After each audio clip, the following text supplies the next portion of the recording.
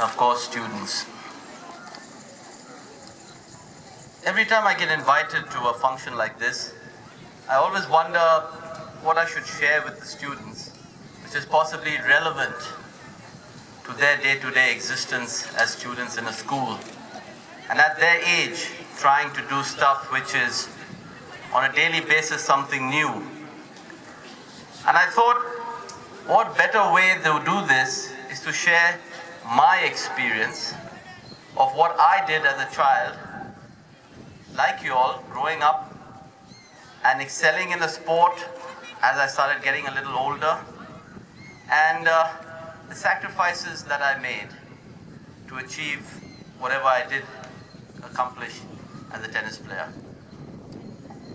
So let me begin.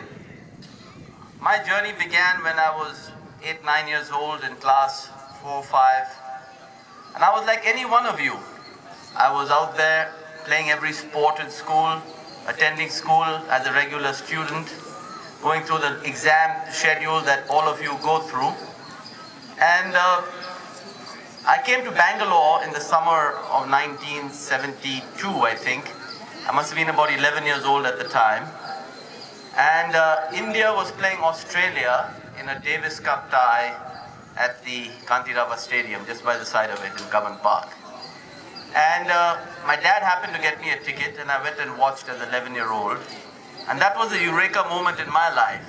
I suddenly decided that this is the game I wanted to play, and this is the game that I wanted to pursue to become a career later on in my life.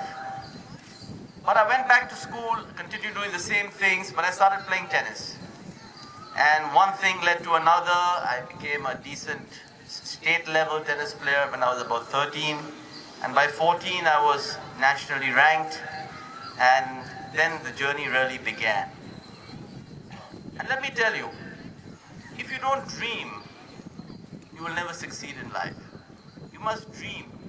And fortunately for me, I was able to live a life that was passionately connected with what I wanted to do on a daily basis. And that probably gave me the greatest joy.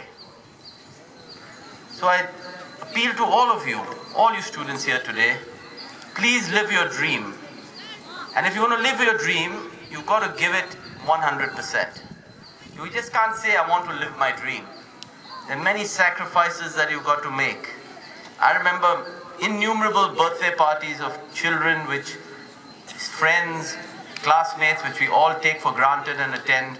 I was not able to attend without practicing or playing tournaments. And these are the small sacrifices socially that you have to make if you want to succeed in living your passion. So I went through school doing this, playing tennis, going to school, attending my classes. And you know, you always wonder how you can do both of them. I'm a living example of doing both of them. And I see no reason why all of you here, if you want to pursue a career outside academics and become a sports person, there's no reason why you shouldn't be able to do it. Let me tell you, the infrastructure that you have in this school is not, I don't think many schools in this country can match the infrastructure that's available to you. You have a designated coach, designated coaches in fact, who look after so many disciplines. But what I find amongst all of you is, and I'm sorry to say this, is the fact that you don't want to get to the next level. You're very happy to play your game, you're happy to come out there to the sports field. But beyond that, I see none of you reading your game or pursuing the history of your game or trying to know more about what you need to get better. And I think these are the very important parts that separate the men from the boys, as we may say. So I appeal to you all, if you want to play sport and you want to play sport with a lot of passion, please give it 100%. If you don't give it 100%, then you really shouldn't be on the sports field. It's because sports teaches you many, many life lessons. It teaches you, first of all, to learn to win and lose at a very young age. I think that is the most important one. You can be able to take a knock when you're 13, 14, 15, knowing that you're not as good as a guy across the net on the same field as you are, is definitely sort of a wake-up call that I need to get better. And I think healthy competition and fair play make, again, a great lesson for you in life. Because at the end of the day, there are going to be many ups and downs which you'll face through your career, and sport gives you that sort of shoulder that you can lean on when things get tough. I know when I have tough days, I like to go out and play a little tennis and just take my mind off what I've been doing. And it's always very, very relaxing. I went on after that to play professional tennis, and I played tennis at a decent level. And then that sort of only lasts about 10 years. So by the time I was 30 years old, I was already considered an old man on the tennis circuit. So I decided that it's time to move on. And fortunately for me, I had a very successful coaching career, having worked with India's Davis Cup team for 10 years, India's Fed Cup team for 13 years, and coached the likes of Leander Paes, Mahesh Bhupathi, and Sania Mirza. So I was a very fortunate human being to come in an era where we produced some very fine tennis players. And for that, I'm extremely grateful to the Almighty for giving me the power and the strength to be able to help these people achieve their goals of becoming the finest tennis players that they became. So, in Jain, you'll have a fabulous, fabulous sports infrastructure. And I really believe it's extremely important that this infrastructure is put to maximum use. So please, boys and girls, when you get out there and you play your respective sports, remember, you can play it at a very high level. And with that comes a lot of recognition and a lot of other perks that come with being a top sportsman or sports girl.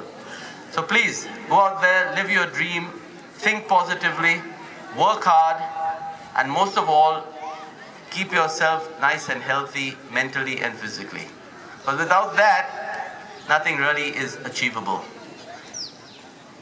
So I'd like to thank the school authorities for inviting me. I am part of the family here, so like I told Orajit sir this morning, I said when you don't find anyone, I end up doing these jobs. Which he said, no, which was not true. So I hope I can believe him. But it's been a pleasure being here. It's always lovely being with so many people who I see on a regular basis. And very, very happy to be part of such a fabulous school and such a fabulous faculty. And I have memories starting here from 2003 that I hope will continue for many, many more years. So thank you very much for having me. And I must say, I came here on Tuesday morning on a lighter note, and I saw all you guys marching. And I really didn't think you guys would pull it off. But I'd like to compliment you all. Please give you guys each a big hand. You guys were excellent today. I thought the marching was dead on, and you really upped the bar. So from their point of view, congratulations and all the best as you take more responsibilities. We've had new captains and new secretaries and various leaders in various houses, house captains. Remember, you'll have a major responsibility. Don't take it lightly. Serve the school, serve your fellow pupils, and please, by all means, do it with a lot of dignity. So thank you. I'd like to thank you on behalf of my wife Samira, who's here with me today, for a wonderful morning. I look forward to spending many, many more days here at the Jain International School. Thank you.